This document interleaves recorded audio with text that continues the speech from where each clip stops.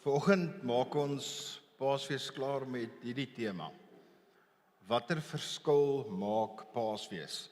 Nou, wie van julle het al ooit 'n nuusartikel of na een of ander nuusberig op die TV gekyk en as jy klaar gelees het of klaar gekyk het, is jy soos, wat is die storie regtig? Het iemand al so iets beleef? Nou kom ons doen gou 'n eerlike toets. Ons kyk hoe eerlik julle kan wees. Wie van julle het al ooit hier op 'n Sondag gesit en gedink, wat probeer Arne actually sê? Dankie pa. Dankie Rudy. Kyk wie's eerlik. Die ander van julle of jok of julle is te skaam om dit te erken. Ek het al partykeer gesit dan dink ek terug, wat daai sin wat ek nou net gesê het, maak nou nie lekker sin vir my nie. Dis normaal. Baie keer sê ons goed, dink ons goed, din ons goed en dit wat hierso bo die trigger is baie keer soos ek het eintlik nou self nie 'n klou nie. Dit gebeur. So dit is normaal om amper die vraag te vra oor Paasfees. Nou wat is die storie eintlik? Nie van die kruisiging en die opstanding nie. Dit is alles goed en wel, maar môreoggend staan ons op en Paasondag is verby. Van julle gaan so Steven paashassies in die tuin soek en eiers kry en sulke goeters. Van julle gaan net aangaan met die dag. Dalk nog 'n laaste keer by Woolies se draai gemaak en kyk watter paaseiers nou op special is. Maar wat nou? En ek wil hê ons moet vandag net na twee vrae kyk. Die eerste een is, wat beteken Paasfees en hoe maak dit saak? En ek wil dit kort hou, ek wil dit probeer eenvoudig hou, dat as ek volgende keer vra, wie van julle het al hier gedink, wat probeer hy nou sê, dat julle dalk met die eerlikheid julle hand nie gaan opsteek nie. Maar dis die twee vrae volgens. Nou die ding is, baie mense sê, ek glo Jesus het opgestaan, ek verstaan dit net nie. Baie mense sê, ek glo dit, ek verstaan dit nie. Asof van julle is wat so is, jy's heel normaal. Nou daar was 'n ou met die naam George Gallup, en hy het 'n peiling gedoen onder mense wat Christene was, maar wat nie kerk toe gaan nie. En die interessante ding van sy navorsing was geweest dat 84% van mense wat Christene is wat nooit kerk toe gaan nie, glo in die opstanding van Jesus. So 84% van Christene wat dit sluit nou nie vir julle nie, want julle is hier, glo dit ten minste. Die interessante ding is, ons probeer baie keer die opstanding en die goed vat en sê, maar jy moet dit net glo. Wie dit al gehoor? Jy moet dit net glo dat dit so is. Maar ons het verlede jaar apologetics gedoen en ek wil dit weer inbring. Daar is soveel historiese feite dat dit wat gebeur het. As dit vandag was, waarborg ek julle sou CNN, Fox News, seker die SABC ook, nuus sou dit gecover het, want dit was 'n groot gebeurtenis. Nou weet ek daar's mense wat hier sit, of mense ken wat vir hulle gaan sê, as hulle sê daar's historiese bewyse wat vir hulle gesê, ja, maar die evangelies is ten minste 70 jaar na Jesus se dood eers geskryf. Weet julle wat? Dis waar. Daar's gelukkig nou goed wat uitkom, of nie gelukkig nie, daar begin nou goed uitkom wat sê dat dit van hulle moontlik nader as 15 na 35 jaar na Christus se dood kon geskryf gewees het. Gaan kyk na die geskiedenisboeke. Gaan kyk na boeke, en ek kan nou nie die name onthou nie, as jy wil kyk op YouTube, Wes Huff, ongelooflike historikus oor die Bybel, jong ouetjie, maar briljante brein. Byvoorbeeld, ek dink dit was Napoleon gewees wat hy gesê het, so ek kan verkeerd is daarop, maar ek kon hy het gesê, sy autobiografie, storie, is eers 300 jaar na sy dood op skrif gesit. Hoeveel mense glo vandag dat daar was 'n Napoleon gewees? Omtrent almal gaan vir jou sê, maar dis geskiedenis.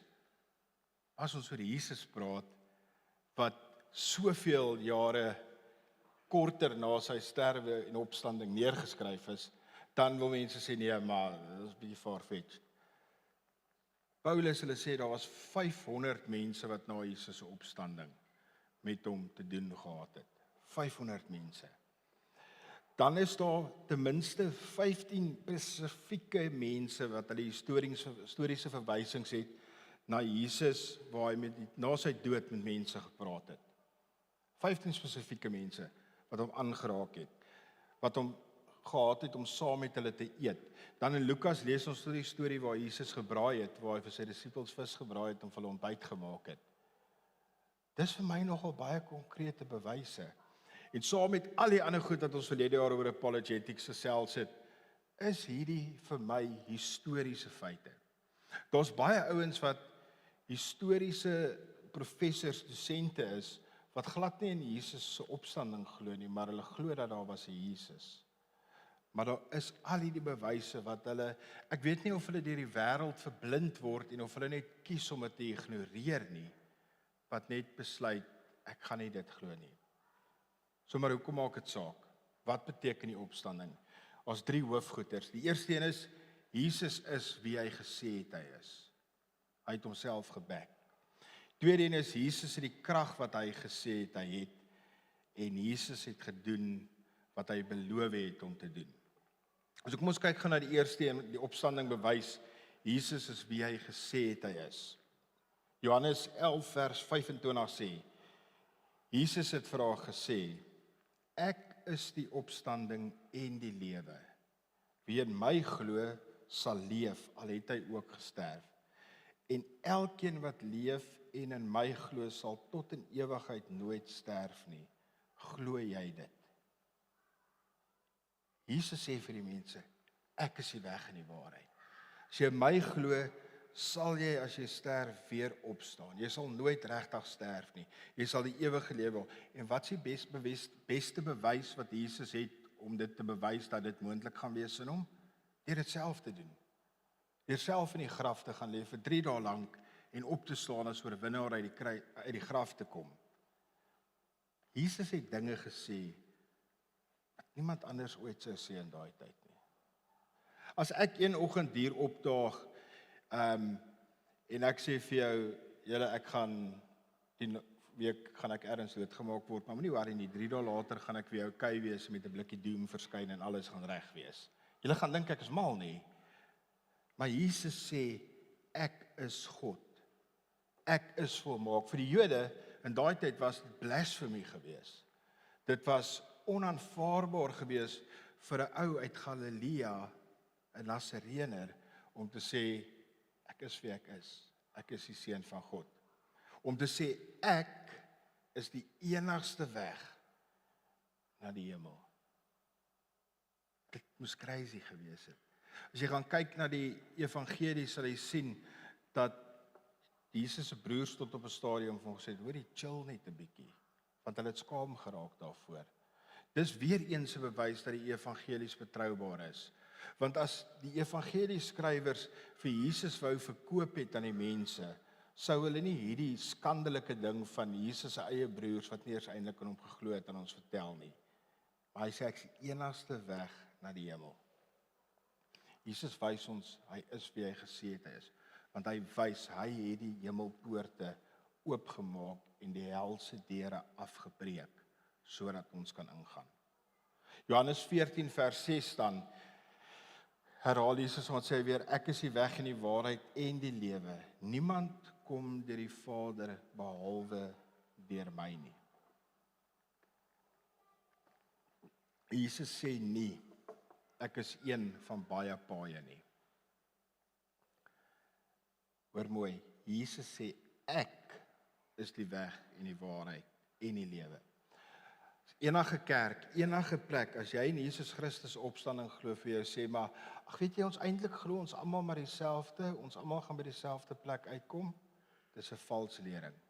Slegs Jesus is die weg en die waarheid, want hy het vir ons kom wys wie ons is. Hy is die enigste pad. En dis nie arrogansie van hom, dis die waarheid. Het jy al ooit daaraan gedink, elke keer, as jy die datum neerskryf, verwys jy na Jesus. Want hy het dit verander van voor Christus en na Christus. Ja, daar is akademici wat nou van common era en pre-era begin praat, maar dis 'n error wat hulle maak, want dit is voor Christus en na Christus. Jesus is die sentrale punt en hy het ons kom wys, ek is wie ek is en wat ek gesê het ek is, en daarom draai alles in die wêreld om my. Dink 'n bietjie mooi daaraan. As jy ooit weer ergens aan die einde van 'n 22 Februarie of ergens skryf en jy skryf 20, kom ons maak dit volgende jaar 26, dan erken jy waar alles begin het. By die kruis, gevolg deur die leë graf. Tweede een is die opstanding van Jesus, het die wys dat hy die krag het wat hy gesê het hy het. Johannes 10 vers 18 sê, om hierdie rede het die Vader my lief, omdat ek my lewe af lê, sodat ek dit weer kan opneem. Hy het dit vrywillig opgegee.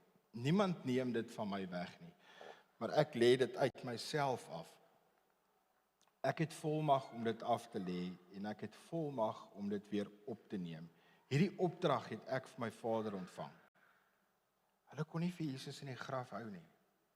Jesus het uit die graf gestap en die Romeine wat hom gekruisig het hom gevat en hy is agter 'n groot klip begrawe en hulle was so bang gewees dat daar stories na die tyd gaan wees dat Jesus opgestaan het of dat daar mense gaan kom om sy liggaam te steel, dat hulle tot Romeinse seël op die graf geplaas het om amper te kan gaan en te sê maar hier's getamper. Dis nie iets gebeur. Hulle het wagte by die graf gesit. Maar Jesus het gesê, ek kan my lewe neerlê, maar ek kan dit weer opneem. Geen graf kon hom hou nie. Dalk is dit vir jou moeilik om dit vandag hier te voel, maar dan wil ek jou weer terugvat en sê, probeer dan jou brein gebruik. En ek bedoel dit met baie respek, ek weet dit het nou 'n bietjie weird geklink, maar gebruik jou brein. Daar is soveel historiese bewyse dat dit wat ons hierdie naweek gevier het, gebeur het. As jy graag van die bewyse wil lees, kontak my, ek gee graag vir jou resources, want daar is soveel van hulle wat ons op kan vertrou.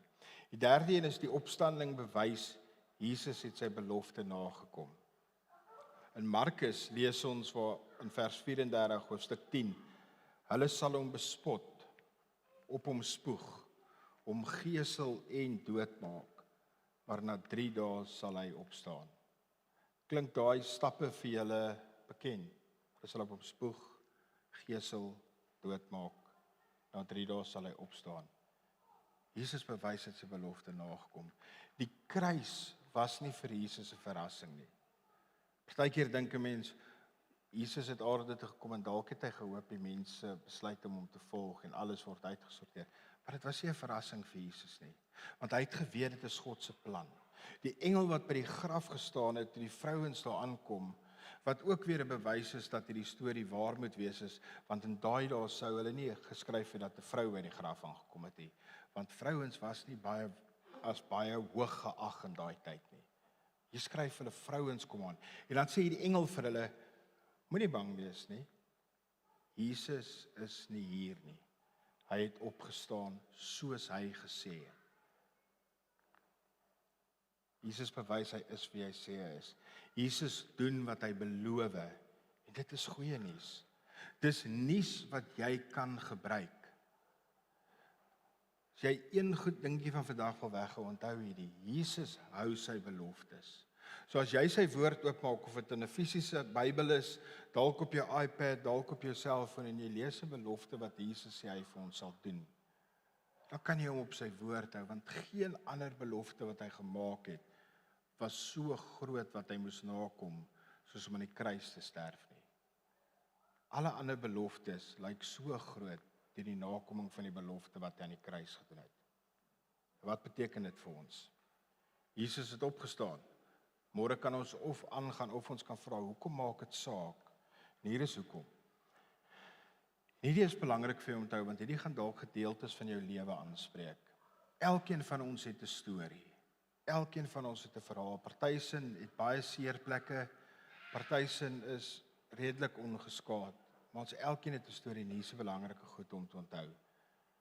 Eerste een is, jou verlede, my verlede kan vergewe word. Maak nie saak as jy nou sit en dink aan die slegste ding wat jy dink jy ooit gedoen het nie. In vergelyking met dit wat Jesus aan die kruis gedoen het, is dit 'n spikkeltjie.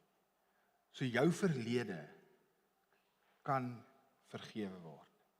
Kolossense 2 vers 14 sê, hy het die skuldbewys met sy aanklagte teen ons uitgewis en dit blywend weggeneem, toe hy dit aan die kruis vasgespijker het. En dit beteken, dat alles wat jy ooit gedoen het, alles, selfs daai sweetie wat jy dalk in graad 1 gesteel het nie, alles kan vergewe word. Jy hoef nie langer met skuld en spyt te leef nie. Julle, die grootste probleem vir gelowiges nie, en vir ons wat Jesus volg nie, is nie omdat hy die goed teen ons hou nie, dis omdat ons die bagasie bly dra. Jesus vergewe ons skuld. Ons kom baie keer na die kruis met ons bagasie en ons seer, en dan is ons soos, okay Jesus, hier is dit, maar hierdie is nog myne, ek gaan dit nog dra. By die kruis kom jy en Jesus sê, ek kan alles in jou verlede vergewe. Jy gaan dalk nog steeds die gevolge moet dra van jou verlede, iets wat jy dalk gedoen het, as jy so Jesus kan kom en die landswette verander en jy gaan nie meer gestraf word dalk vir ietsie, maar hy kan jou vergewe. Want dit maak nie saak waar jy hier op aarde is terwyl jy leef nie, dit maak saak waar jy is, as jy die dag nie meer hier op aarde is nie. So jy hoef nie langer jou skuld, jou spyt, jou skaamte te dra nie. Jesus het dit betaal. Het julle al ooit gehoor van 'n Etch-a-Sketch? Rolien, skud op kop weet. Okay, kom ek verduidelik vir die prentjie. Ek sien van die paas wat nog klein kindertjies gegil nou en lag so onderlangs, want hulle weet dit is soos 'n tablet vir kinders sonder power, want as jy op hom skryf, dan maak hy strepe en dan vat jy so 'n dingetjie en dan maak jy gewoonlik so en dan kan jy weer van voor af krap. Weet julle nou wat dit is? Dit is ons lewe. Jesus het die vermoë, Jesus wat ons verlede vergewe, vat ons soos 'n Etch-a-Sketch en hy maak die sluit skoon. En weet julle wat amazing is? Partykeer gryp ons weer daai pen en ons begin krap op hom. Ons maak weer droog. Ons maak weer foute. En dan gaan ons weer terug na Jesus toe en ons kom vir die Vader en sê, vergewe. En dan sê hy, okay. Hy vee dit uit. Jesus sê, en ons sê dit Vrydag aand, Donderdag aand ook gelees, Jesus het gekom om te red en nie te veroordeel nie. Bruce Almighty, 'n fliek wat ek mal oor was, dit was my en my vrou se heel eerste date gewees by Century City. So 'n stuk wat Bruce sê, dan sê hy, God is a mean kid sitting on an anthill with a magnifying glass. Kyk dit bietjie. Baie diep teologiese fliek daar. Ons het dit al by Granendal 'n hele reeks in die koffieman nog gedoen oor dit. God is nie 'n mean kid met 'n magnifying glass by 'n anthill wat sy squeal nie. Hy genees, hy maak heel, hy vergewe en hy lei. Romeine 8 vers 1 sê, daar is nou geen veroordeling vir diegene wat in Christus is nie. Goeie nuus vir ons wat in Christus is. Slegte nuus vir die wat nie in Christus is nie. Die harde waarheid. Die harde waarheid. Jesus is die weg en die waarheid. As jy nie in hom is nie, dan is die boodskap van die kruis slegte nuus vir jou. Want as jy nooit daar kom, jy gaan nie nooit vir ewig by Jesus wees nie. Maar die goeie nuus vir ons wat glo is, ons is gered. Tweede een is, my hede kan bestuur word. Wie van julle is party daar wat jy opstaan as jy soveel goed wat vandag moet gebeur en dan klop jou hart in jou keel en later voel dit of hy deur jou brein wil uitgaan? Jesus sê vir ons, selfs ons hede is okay. Hy hou tot ons hede vas. Efesiërs 1 vers 19 tot 20 sê, wat die onvergelykbare grootheid van sy mag is, vir ons wat glo ooreenkomstig die werking van sy groot krag, want wat hy uitgeoefen het in Christus toe hy die dood opgewek het en hom laat sit het aan die regterhand van God. Hierdie onvergelykbare grootheid. Ons so 'n liedjie wat Stas hulle sing, ek dink hy's op ons Granendal plek, dis onvergelykbare God. As jy môreoggend opstaan, okay, môre is vakansiedag, kom ons maak dit Dinsdag. As jy Dinsdagoggend opstaan en jy paniek bietjie oor jou dag wat voor lê, nê, dan wil ek jou net hê om te dink aan 'n oomblik wat Jesus reg gekry het. Hy het die dood oorwin. Dis nogal 'n big deal as hy dit kon oorwin, kan dieselfde krag wat in jou is, as jy sy kind is, dit ook doen. Sy krag is ontsettend groot vir ons wat glo. Partykeer dink ek ons as gelowiges stap nie heeltemal in by die krag wat God vir ons gee nie. Want ek dink ons is half ongelowig, onseker, ons vertrou nie heeltemal reg nie, maar ek wonder as ons regtig dit kan regkry om in te tap by die krag wat God actually vir ons bied. Selfde krag wat Jesus Christus uit die dood opgewek het. Dit kan pretty amazing wees. Goeie nuus is, die krag wat Jesus het, is die krag wat jy het. Die opstandingskrag is die krag wat jy het, wat Jesus in jou kan laat lewend word. Hy stel dit beskikbaar vir jou vandag. Hy stel dit beskikbaar vir jou môre, oormôre. Dit is net vir jou om op te staan, elke oggend op te staan met die wete, dat elke oggend is daar 'n handvol vars genade wat vir jou wag, wat God se krag in het, sodat jy deur die dag kan kom. En die derde een is, my toekoms kan seker wees. In ons land is daar die laaste tyd baie gepraat oor die onsekerheid van die toekoms en hoe die land uitmekaar val weer en al hierdie goeters. En op 'n stadium het ek myself gekry en toe is ek soos, ja, ek wonder of ons dit gaan maak. En dat ek tot op myself van opgaan en kyk hoe werk hierdie Trump se wat noem hulle dit, vlugtelingstatus goeters. Terwyl ek so dit probeer Google, is ek soos, wat doen jy? Wat doen jy? Hoekom is jy bekommerd oor dit wat in die land gaan gebeur as jy glo in hierdie God wat jou geskep het en dat hy jou sal vashou? Weereens, met dit sê ek nie dat enige iemand wat uit die land uit gaan slegte gelowiges is nie. Maar God het vir my net herinner om te sê, wat doen jy? Ek is in beheer. Ek is jou toekoms. Daarom kan jy verseker wees. Alwaarvan ons eintlik ook seker kan wees in hierdie lewe is, jy gaan eendag sterf. So hoekom is ons so behep met hierdie, sê maar 70, 80 jaar, maar daar's 'n ewigheid wat voor lê. Almal gaan sterf. Tog leef ons of ons nooit gaan sterf nie. Ek begin nou op die ouderdom kom, wat ek amper meer oor die dood begin dink. Want ek is besig om nader aan 50 te kom. Ek dink nog steeds 50 is net so goed soos 21 nou, maar hoe ouer 'n mens word, hoe groter realiteit word dit. Glo dit as jy wil, julle jong mense wat hier sit, jy gaan nie vir ewig leef nie. Jy gaan nie. Nie hier nie.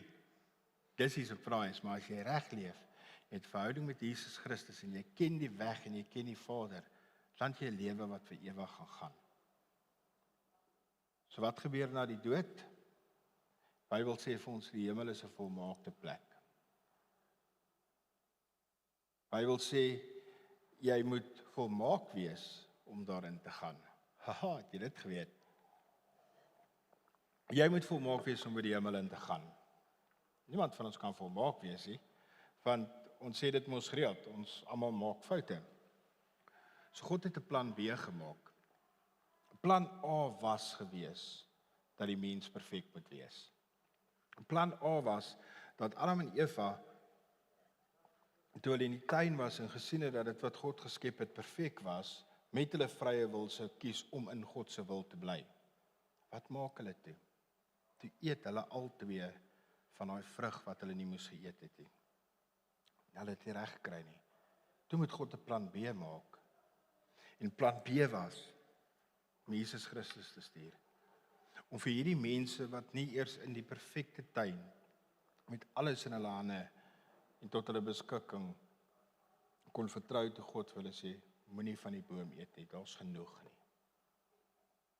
Johannes 17 vers 3 sê, en dit is die ewige lewe, dat hulle U ken, die enigste ware God, en ook hom wat U gestuur het, Jesus Christus. Kort stukkie. En dit is die ewige lewe. Dat hulle U ken, die enigste ware God, en ook hom wat U gestuur het, Jesus Christus. Die ewige lewe kan nou al vir jou begin. Die ewige lewe is wanneer jy God ken en wanneer jy Jesus ken. Dis nie 'n godsdiens nie. Ons praat baie keer by Granendal van leef ongedwonge ritmes van genade, om geloof te ervaar sonder skuldgevoelens. Want dit wat ons hier doen, moenie jou laat skuldig voel nie. Dit moet jou vrymaak. Want ons wil hê jy moet in 'n verhouding met Jesus wees. Dis die belangrikste ding vir ons, dat jy Jesus ontmoet en veilig en tuis by hom sal wees. Verrassing, jy kry nie plek in die hemel omdat jy kerk toe kom nie. Ek dink daar's baie mense wat eendag nie in die hemel kom nie, wat elke Sondag in die kerk sit, want hulle sit net daar omdat dit vir hulle 'n checkboxie is. Op die einde van die dag sê Jesus vir hulle, ek ken jou nie. So dis belangrik om te onthou. Om hiernatoe te kom, beteken nie jy's gered nie.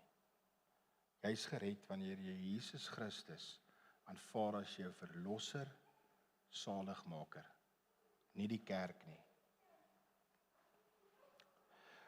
Ons gaan nou klaarmaak en ons het afgesluit donderdag aand of Vrydag deur ons kersse uit te blaas. Ek hoop mense wat in die vorige 2 dae was, het daar nog kersse daarin was, dat julle ook kon kry. Maar daar's 'n keuse wat ek en jy moet maak as ons vra, wat 'n verskil maak Paasfees? Die keuse wat jy moet maak is, gaan dit net nog 'n lang naweek wees, waar jy die regte goed gedoen het en by die regte plek bygewoon het, of gaan jy 'n keuse in jouself maak en sê, die lig van Jesus wat uitgeblaas is en wat vandag gevier word, wat weer aan die brand gesteek is, gee my ook die reg om aan myself te sterf en weer saam met Jesus op te staan, sodat ek as 'n disipel kan leef. En daarom gaan ek 'n oomblik gee, die kers wat ons as die Christuskers sien, is daar aan die brand. En Chris, as jy game om gou vir ons net so 'n agtergrondliedjie te sing, net wat jy wil. Ek het nie met Chris gereël nie, maar hy's altyd gewillig. En dan wil ek vir ons 'n oomblik gee dat jy self opstaan om jou kers te kom aansteek en weer te gaan sit. Ek gaan nog 'n kers daar by sit, want dis bietjie diep, dalk gaan van julle sukkel om julle kers daar binne by die groot een aan te steek, maar ek wil jou vir 'n oombliekie vra, maak net jou oë toe en dink 'n bietjie oor hierdie naweek. En dan gaan ek vir ons oor 'n rukkie 'n gebed doen en dan gaan ons geleentheid gee vir die wat hulle kersse wil kom aansteek. Maar maak net jou oë toe en dink vir 'n oomblik.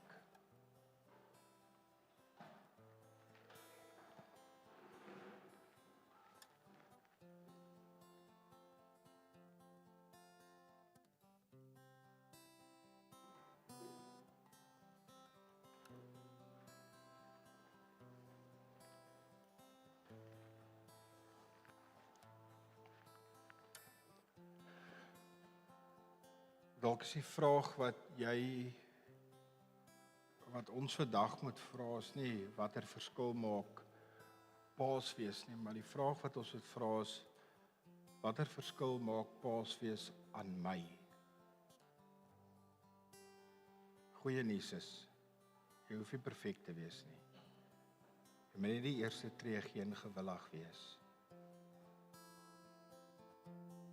So terwyl ons in hierdie stil, rustige atmosfeer is, wanneer jy voel jy wil graag jou kers kom aansteek, dan kan jy jou kers kom aansteek en weer gaan sit en dan gaan ons daarna saam bid en afsluit.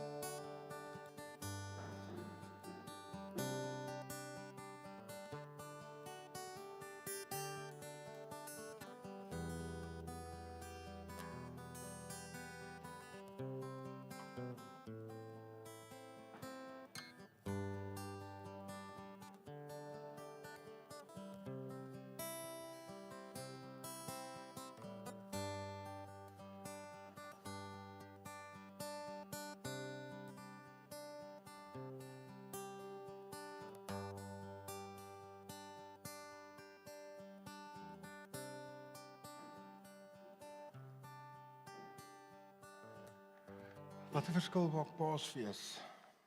Dit help ons om te onthou ons verlede is vergewe. Dat dit vergewe kan word. Dit help ons om te onthou jou hede kan hanteer word. Dit help ons onthou dat ons toekoms is seker. Het is interessant geweest hoeveel van julle weggestap het met die kersse in julle hand so voor dit gehou het om die kers te beskerm. Beskerm die evangelie van Christus, sodat jy dit kan deel met ander. Want as jy gaan toelaat dat alle storm in die lewe jou kersie kom doodblaas, en jy dit nie beskerm nie, gaan jy weer moet terugkom en jy gaan weer moet opstaan. Vat hierdie lig. Vat dit in die wêreld in. Wêreld wat dit brood nodig het. Wêreld wat so donker is. As jy donderdag aand hier was, sal jy sien die groot verskil wat 41 klein kersies gemaak het, saam met die ene groot kers wat Christus gesimboliseer het. Kom ons bid saam. Here Jesus, ons harte is vanoggend vol vreugde oor die verskil wat hierdie naweek en die herdenking van Paasfees in ons lewens maak, Here.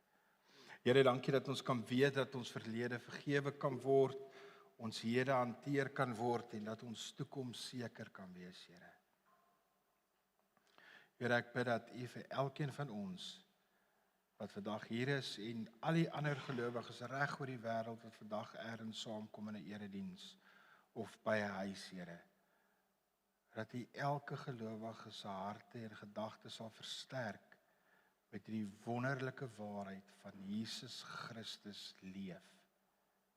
Dat die dood is oorwin en ons kan lewe kry, 'n ewige lewe, deur die krag in Jesus Christus. Die se woord ons kan vat, en wat gedoen het, wat hy gesê het, hy gaan doen. Heilige Gees, brand dit in ons harte in, dat ons dit sal onthou en sal leef.